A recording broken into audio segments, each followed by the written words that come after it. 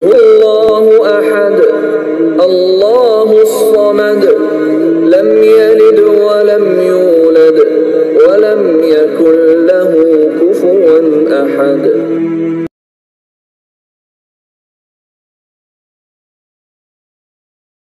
Ini udah bukan, kayaknya suaranya beda ya. Saya admin. Selamat malam juga, salam sadar. Salam sadar. Malam Pak Hasan. Sehat. Malam Bulan. Ya, selamat malam Pak. Iya, ini saya bisa langsung mulai atau gimana? Silakan mulai Pak. Mulai, mau ditanya apa mau bertanya? Saya mau bertanya Pak Kaci, karena saya Boleh, termasuk orang yang bingung seperti Pak Kaci bilang tadi itu. Jadi Pak Kaci itu ngomong tadi kalau di Kristen itu nggak boleh poligami ya. Kalau istri kedua dan seterusnya itu termasuk pesundal. Betul begitu Pak ya? Iya Pak, tidak boleh. Kalaupun ada itu oknumnya yang nggak tahan nafsu. Siapa tahu hiperseks, nggak apa-apa lah. Ya. Jadi istri kedua dan seterusnya itu termasuk pesundal Pak ya? Itu menurut Alkitab kan begitu. Jadi menurut Alkitab apa menurut kehendak pribadi nih? Bukan, Alkitab lah Pak. Kita kan diskusi berdasarkan Alkitab ya kan? Kalau orang mengawini janda yang diceraikan oleh suaminya, maka orang itu berzina selama itu. Oke, udah cukup Pak. Saya ini ya nemu sesuatu yang membuat saya bingung Pak. Kita mulai dari silsilah Yesus ya. Matius 1 ayat 6. Isai memperanakkan Raja Daud. Daud memperanakkan Salomo dari istri Uria. Kemudian kita lihat siapa sih Uria dan Salomo ini? Nah, kita baca di 2 Samuel 11. Ketika Daud bangun dari tempat pembaringannya, lalu berjalan-jalan di atas soto istana. Nampak kepadanya dari atas soto itu seorang. Halo Pak, saya membaca Alkitab Pak. Nggak apa-apa, biar dulu. Iya, saya ini berdiskusi Alkitabiah Pak. Kenapa saya nggak boleh baca kitab Alkitab? Boleh, sebentar dulu Pak. Boleh. Lanjut. Enggak sebentar. Iya, saya mau berikan. Jangan dipotong dulu lah.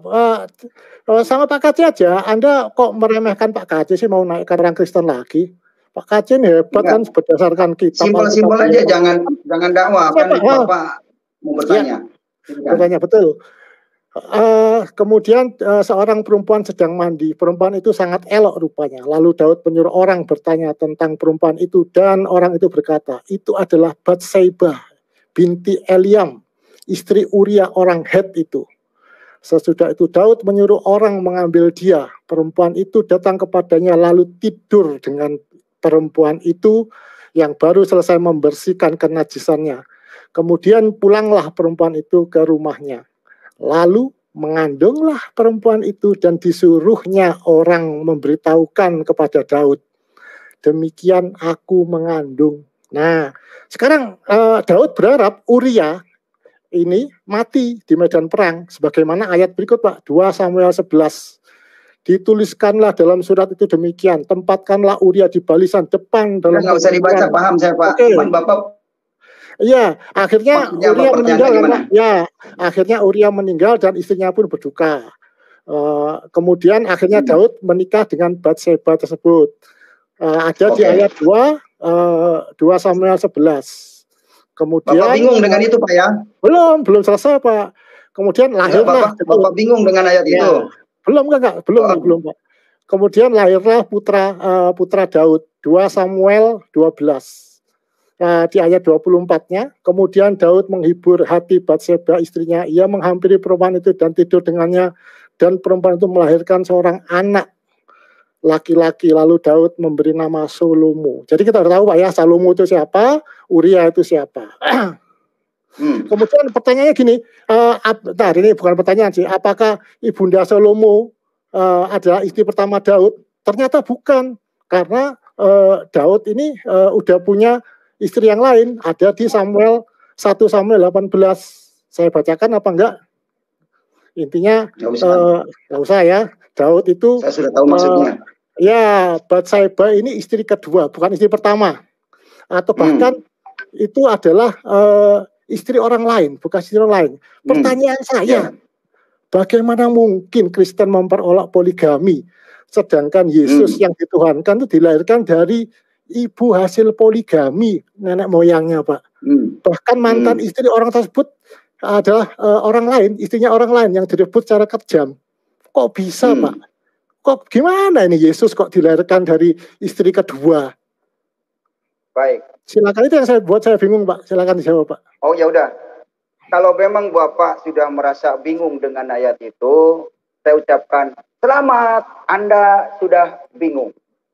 Kenapa saya ucapkan selamat? Ini jawaban Bapak, jawaban dari pertanyaan Bapak. Kenapa? Karena Bapak memberikan pertanyaan, Bapak jawab sendiri, Bapak terangkan sendiri, jelas itu, yang mendengar sudah sangat jelas. Maka saya tinggal mengucapkan jawabannya, selamat, Bapak sudah bingung. Jangankan Bapak yang bingung, Muhammad sendiri bingung. Di mana bingungnya? Saya tunjukkan ayatnya di Al-Quran. Muhammad sendiri sudah bingung, Pak. Ulma kuntubit amina rasuli ma'adri mayub alubi walabikum in atabiu ila mayuha ila wa ma'ana ila nadir murumubin. Yang artinya, katakanlah aku bukan Rasul yang pertama di antara Rasul. Aku tidak tahu apa yang akan terjadi padaku juga terhadap kamu.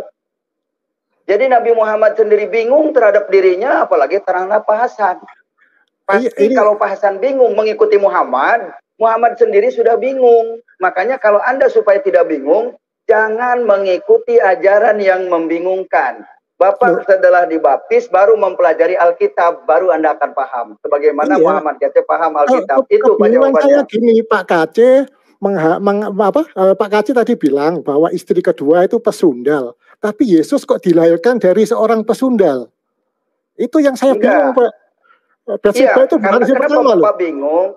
Kenapa Bapak bingung? Karena Bapak tidak membaca Alkitab secara utuh. Ya, dan silakan, Bapak membawa kitab, mohonnya menggunakan otak Bapak sendiri, bukan menggunakan hikmat Tuhan. Ya, Firman Tuhan tidak bisa dimengerti oleh orang yang hatinya kotor.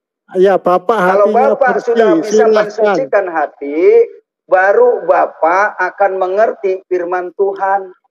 Bapak sudah mensucikan hati. Silahkan jawab pertanyaan saya. Secara fakta, Yesus kalau menjawab pertanyaan Bapak, kalau saya menjawab secara keinginan Bapak, itu saya akan blunder, Pak, dengan pengajaran Bapak yang Bapak saja masih bingung. Bagaimana saya harus menjawab? Maka saya ucapkan tadi, kalau Bapak sudah bingung dengan ayat itu, saya ucapkan selamat Bapak bingung. Karena Bapak mengikuti Nabi yang bingung. Ayat Alkitab tersebut, tapi kebingungan saya terhadap Pak KC ini, kok bisa melarang poligami? Bapak bingung, saya mah nggak bingung karena saya punya Tuhan Yesus.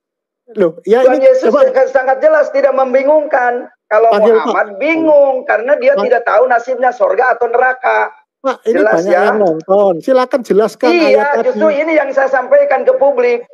Saya tidak mau mengikuti pertanyaan Bapak yang blunder. Jelas. Bagaimana mungkin Yesus dilahirkan dari seorang istri kedua yang direbut dari orang lain? Itu bagaimana, Pak? Bagaimana ceritanya? Bapak bertanya tidak berdasarkan dalil. Di mana ayatnya Maria menikah jadi istri kedua? Jadi Anda jangan ngelantur di sini. Maka saya jawabannya itu untuk Anda. Selamat. Dari awal saya baca silsilah Yesus ada di Matius 1:16. Di situ dijelaskan usai memperanakkan Raja Daud. Daud memperanakkan Salomo dari istri Uria. Nah, itu kan berarti keturunan Yesus itu. Ke bawah terus sampai ada Yesus. Yang pertanyaan saya, kok bisa sih?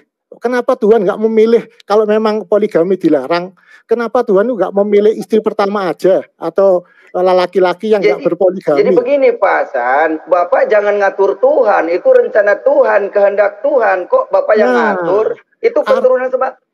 Sekarang begini, Nabi tidak memperanakan jadi Nabi. Justru Maria yang bukan Nabi, dia memperanakan Nabi gitu loh. Artinya kitab Anda itu memperbolehkan poligami. Coba sebutkan larangan poligami di kitab Anda mana? Itu pengertian Bapak, makanya Bapak jangan mengartikan sendiri, minta hikmat Tuhan. Ya, karena itu pengertian Bapak, kesimpulan Bapak yang gagal paham terhadap Alkitab, maka Anda menafsirkannya sesuai otak pemikiran Anda. Begitu ya Pak Hasan? Bapak kan udah ngerti, hatinya bersih dan segalanya, panggil Roh Kudus coba Pak untuk menjawab hal ini. Silakan panggil Nah, Roh Kudus. Bapak harusnya manggil Tuhan Bapak. Bapak kan nyembah Allah. Sholat itu nyembah Allah. Waktu sholat tanyakan, mana sih yang benar? Yesus apa Muhammad? Itu dong. Kalau Harusnya urusan begitu, ini, Pak. kalau urusan ini nggak perlu manggil Tuhan, Pak. Udah terlihat jelas ayatnya. Saya Ya baca. iya, makanya kenapa Bapak bingung? Berarti Bapak belum mengenal Tuhan. Kalau Bapak sudah mengenal Allah, Bapak nggak bakal bingung dengan hal seperti itu. Loh, Karena Bapak ingin mengatur Tuhan, maka Anda jadi bingung. Pak Kacek Jelas kan mesti ya? bisa menjelaskan ke penonton semua nih. Tidak, saya bukan maksud ini, bukan supaya blunder, bukan. Saya ingin menjelaskan kepada publik bahwa mengikuti Muhammad, contoh Pak Hasan bingung ya. Makanya ikutilah Yesus supaya tidak bingung. Iya, saya bingung. Kitabnya ikuti Alkitab, bukan mengikuti hadis karangan manusia. Karena Pak Hasan ini sudah terdoktrin oleh cekokan hadis, makanya jadi bingung dia. Yang saya bingung itu Pak Kacek kok bisa melarang poligami, sedangkan Yesus itu adalah keturunan dari orang poligami. Ditanya ayatnya mana larangan poligami, nggak tahu. Aduh. Hasan,